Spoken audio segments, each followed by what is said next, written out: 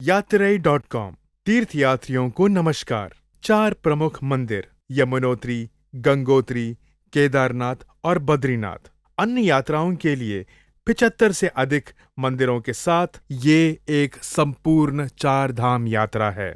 हवाई यात्रा और इनोवा कार यात्रा, कुल मिलाकर 10 दिन। यात्रा दिवस 1, हम चेन्नई, मुंबई, कलकत्ता या अन्य शहरों से लगभग 2 बजे फ्लाइट से उड़ान भरते हैं और दिल्ली होते हुए लगभग 9 बजे देहरादून शहर पहुंचते हैं। देहरादून हवाई अड्डे पर हमारे विशेष गाइड से मिलें और उनके मार्गदर्शन के अनुसार 5 व्यक्तियों के लिए एक इनोवा कार की व्यवस्था के अनुसार बडकोट शहर की ओर हम बढ़ते हैं। रास्ते में 50 किलोमीटर की ड्राइव के बाद मसूरी के प्रसिद्ध पर्यटन स्थल महादेव शिव मंदिर पर हम पहुंचते हैं। हम भगवान शिव के दर्शन करते हैं। भगवान शिव के दर्शन करने के बाद हम पास के कैंपटी वाटरफॉल्स में पहुंचते हैं। कैंपटी वाटरफॉल्स में समय बिताने के बाद 60 किलोमीटर की यात्रा करते हैं और यमुना नदी के तट पर स्थित लाकामंडल गांव पहुंचते हैं। हम मरुदेश्वर महादेव मंदिर पहुंचते हैं, जो महाभारत के दौरान दुर्योधन ने पांडवों को मारने के लिए बनाया था। 1 लाख की हवेली में जो पांडवों की पूजा के लिए बनाया गया था। फिर लगमंडल गांव से शुरू होकर 28 किलोमीटर की यात्रा करेंगे।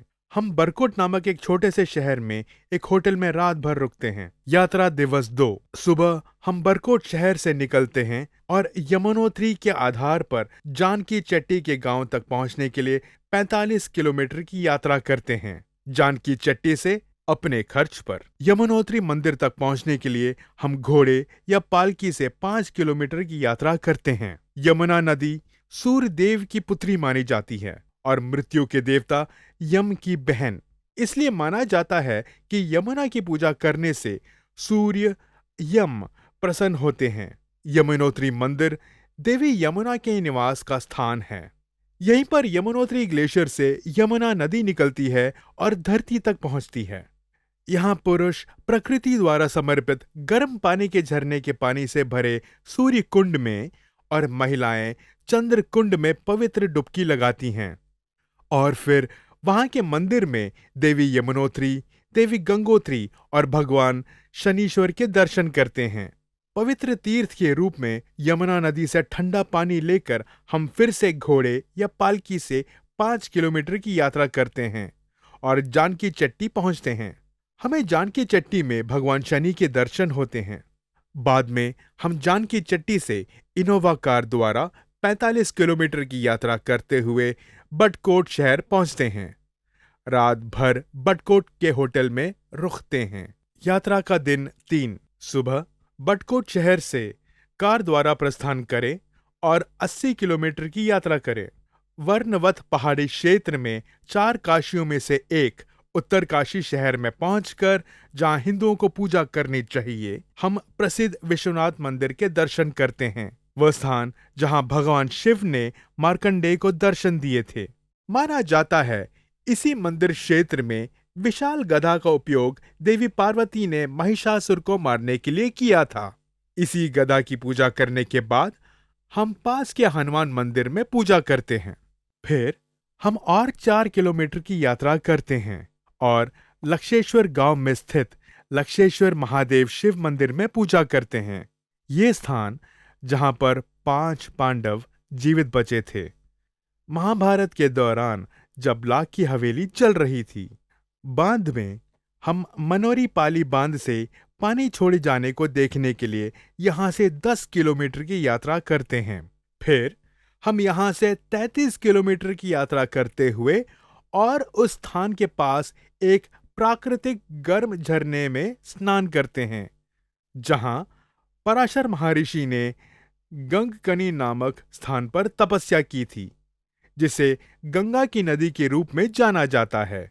फिर यहां से 35 किलोमीटर का सफर तय करने के बाद हम गंगोत्री मंदिर पहुंचते हैं। हम कोमुख से 19 किलोमीटर पहले एक स्थान पर नेपाल के सेनापति अमर सिंह थापा द्वारा निर्मित गंगोत्री मंदिर के दर्शन करते हैं। बाद में पास के शिव मंदिर में भगवान शिव के दर्शन करते हैं।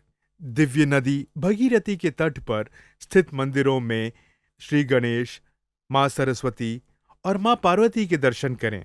गंगोत्री में हम पवित्र तीर्थ के रूप में भगीरथी नदी गंगा से ठंडा जल लेते हैं और गंगोत्री नदी में स्थित सूर्य कुंड के दर्शन करते हैं।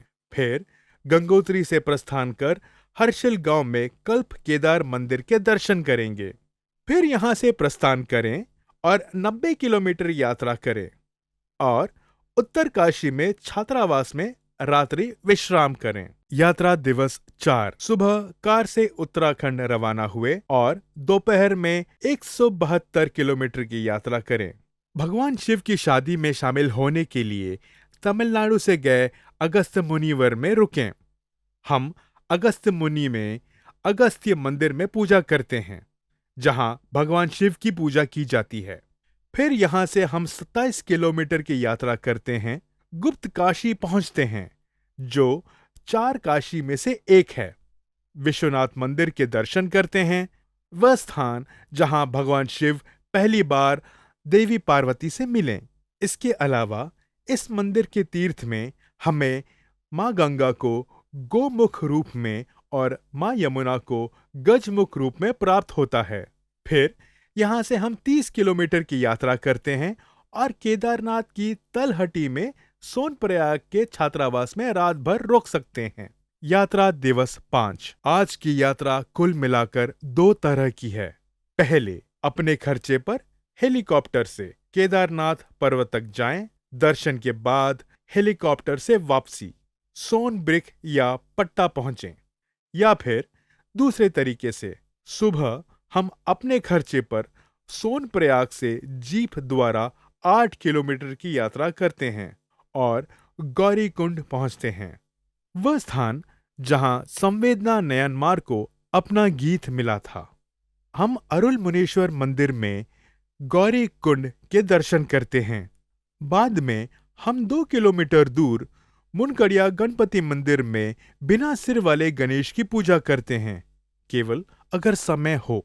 उसके बाद अपने ही खर्च पर गौरीकुंड से हम घोड़े या पालकी से 14 किलोमीटर की यात्रा करके केदारनाथ पहुंचते हैं। 12,000 फीट की ऊंचाई पर 12 ज्योतिर्लिंगों में से एक, पंच केथरा स्थलों में से एक महत्वपूर्ण स्थान। हम केदारनाथ भगवान शिव की पूजा करते हैं। अपने हाथों से स्पर्श और दर्शन करके अपने साथ लाए गए घी और बिल्व पत्तों से पूजा करते हैं। केदारनाथ मंदिर के पीछे हमें भीमशिला नामक एक विशाल चट्टान दिखाई देती है, जिसने केदारनाथ मंदिर को 2013 में भीषण बाढ़ से बचाया था। केदारनाथ मंदिर के पीछे से 300 मीटर की दूरी पर आदि शंकराचार्य केदारनाथ में हम स्मारक देखते हैं। भगवान शिव से जुड़ा आदि शंकराचार्य स्मारक मंडप।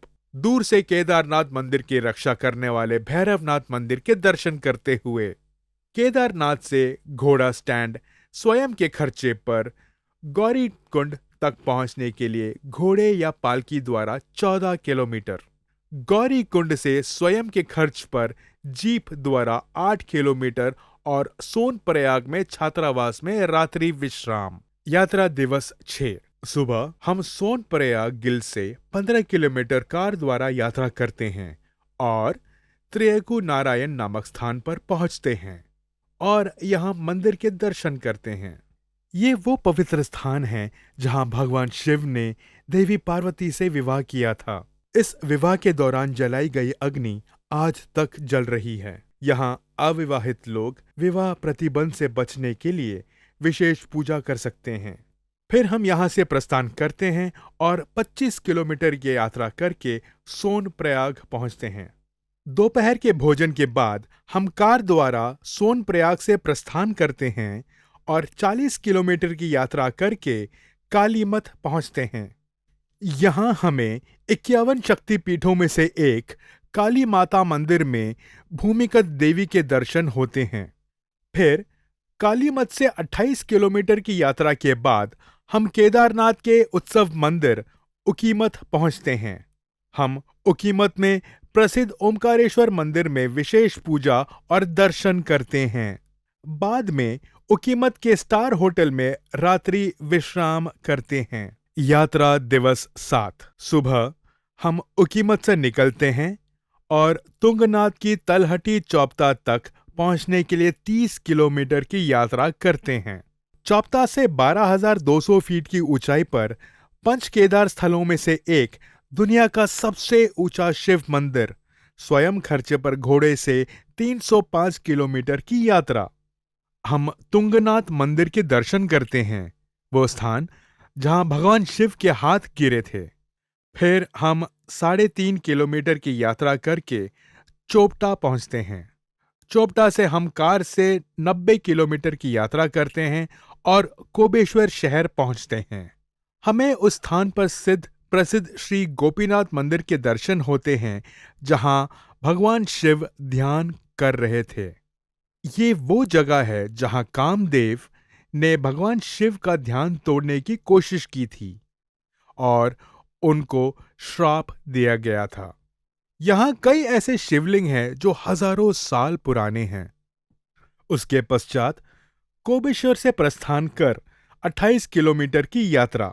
अब हम गरुड़ गंगा के श्री लक्ष्मी नारायण और गरुडेश्वर के मंदिरों के दर्शन करते हैं, वह स्थान जहां गरुड़ के अहंकार को विष्णु ने नष्ट कर दिया था।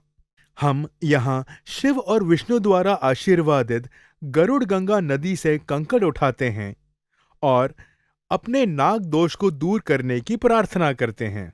जोशीमठ के रास्ते पर पाताल गंगा स्थित है, जहां हम पूजा करते हैं। उसके पश्चात फिर हम यहां से निकलते हैं और हेलंगांव पहुंचते हैं। हेलंगांव से आगे जीप द्वारा 15 किलोमीटर स्थित पंच केदार मंदिर, कल्पेश्वर मंदिर, ये वो स्थान है जहां भगवान शिव का सिर गिरा था। यहां से हम फिर जीप से निकलते हैं। 15 किलोमीटर की यात्रा के बाद हम वापस हेलंगांव पहुंचते हैं। वहां से हम इनोवा कार से 14 किलोमीटर की यात्रा करते हैं, जिसे हम पहले ही तय कर चुके हैं, और पवित्र शहर जोशीमठ पहुंचते हैं। जोशीमठ में होटल में रात भर रुकते हैं। यात्रा दिवस 8 सुबह लगभग 6 बजे हम तिरुपति में स्थित जोशीमठ नरसिम्हा मंदिर में अभिषेक दर्शन करते हैं। ये 108 में 105वीं दिव्य भूमि है, जिसे मंगला को तिरुमंगई द्वारा चार्टर्ड किया गया था।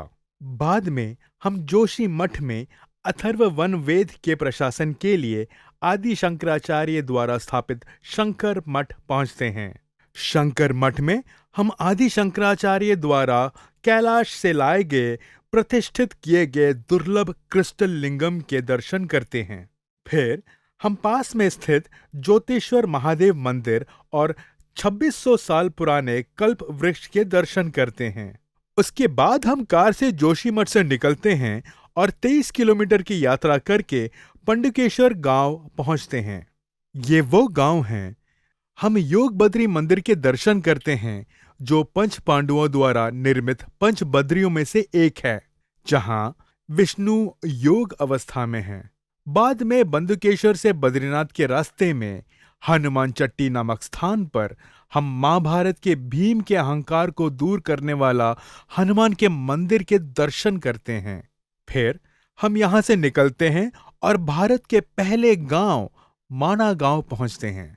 माना गांव में गणपति गुफा, जहां महाभारत लिखा गया था, व्यास का प्रवास, व्यास गुफाएं देखें। फिर यहां सरस्वती मंदिर, सरस्वती नदी, भीम पुल, त्रिपुरा बाला सुंदरी मंदिर, कुलादेवी मंदिर और गंडा कर्णन मंदिर देखें। दूर से हम केशव प्रयाग के दर्शन करते हैं, जहां अलकनंदा नदी और सरस्वती नदी का संगम होता है। ये वो स्थान है जहां पंच पांडव अपने अंतिम दिनों में एक साथ थे। वो माना गांव था। यहीं पर भीम, अर्जुन, नकुल, सहदेव और पांचाली के प्राण विभक्त हुए थे। कैलाश पर्वत, जिसे हम भगवान शिव के रूप और निवास के रूप में पूजते हैं, इस माना गांव से हवाई मार्ग से 175 किलोमीटर दूर है। माना गांव से बद्रीनाथ के रास्ते में हमने भगवान नागराज की विष्णु को घूरती आंखों के दर्शन किए। फिर बद्रीनाथ के छात्रावास के थोड़े समय के विश्राम के बाद लगभग 4 बजे भगवान बद्री को प्रकृति द्वारा समर्पित गर्म पानी के झरने में पवित्र स्नान, पास के पंचशिला, ऋषि गंगा, नारद कुंड, उर्वशी मंदिर और लीला डुंगी के दर्शन। उसी शाम लगभग 5 बजे पंच बद्री में से एक सबसे प्रसिद्ध, जिसे विशाल बद्री कहा जाता है, ये 108 दिव्य देश में से 104वां दिव्य देश है, जिसे भूलोक वैकुंठ कहा जाता है। बद्रीनाथ के मंदिर में चाला गांव का पत्थर स्वयंभू रूप के दर्शन करके और उस रात हम बद्रीनाथ पवित्र भूमि में रात भर रुकते हैं। यात्रा दिवस 9 सुबह 6 बजे बद्रीनाथ में नीलकंठ पर्वत पर सूर्य की रोशनी पड़ते हुए स्वर्ण दर्शन करते हैं। फिर हम पूर्वजों के लिए पिंडदान ब्रह्म कपाल में करते हैं। नाश्ते के बाद हम सुबह लगभग 9 बजे बद्रीनाथ से कार द्वारा श्रीनगर के लिए निकलते हैं। रास्ते में हम उदपन्ना एकादशी गुफा का दौरा करते हैं, जहां एकादशी देवी भगवान विष्णु की छाती से प्रकट हुई थी। आगे की यात्रा विष्णु प्रयाग जाएं, जहां अलकनंदा और धौलीगंगा का संगम होता है, जहां नारद ने विष्णु की तपस्या की थी। उसके पूर्ण हम यात्रा करते हुए वृद्ध बद्री मंदिर के दर्शन करते हैं, जो पंच बद्री में से एक है, और फिर यहां से प्रस्थान करते हैं। हम नंदा प्रयाग में नंदा देवी मंदिर के दर्शन करते हैं, जिसे नंदा देवी का निवास स्थान माना जाता है और जहां कृष्ण के पिता नंद गोपाल ने अपने अंतिम दिन नंदा प्रयाग में बिताए थे, जहां अलकनंदा नदी नंदाकिनी नदी से मिलती है। उसके बाद कर्णप्रयाग, जहां अलकनंदा और पिंडर गंगा मिलती है। महाभारत में कर्ण के मंदिर को वह स्थान माना जाता है जहां कर्ण ने अपने पिता सूर्य के प्रति तपस्या की थी और बख्तरबंद कुंडल प्राप्त किए थे। यहाँ महाभारत युद्ध में मारे गए कर्ण के शरीर का अंतिम संस्कार किया गया था। उसी शाम रुद्रप्रयाग में रुद्रनाथ जी मंदिर और समुंदा देवी मंदिर में दर्शन, जहां केदारनाथ से अलकनंदा और मंदाकिनी नदी मिलती है। थारी देवी मंदिर के दर्शन के बाद 108 शक्तिपीठों में से एक अलकनंदा नदी के बीच में स्थित रात भर श्रीनगर के होटल में रुकें। यात्रा दिवस 10 सुबह हम श्रीनगर से निकलते हैं और 40 किलोमीटर की यात्रा करके देवप्रयाग पहुंचते हैं। देवप्रयाग, जहां भगवान राम ने तपस्या की थी।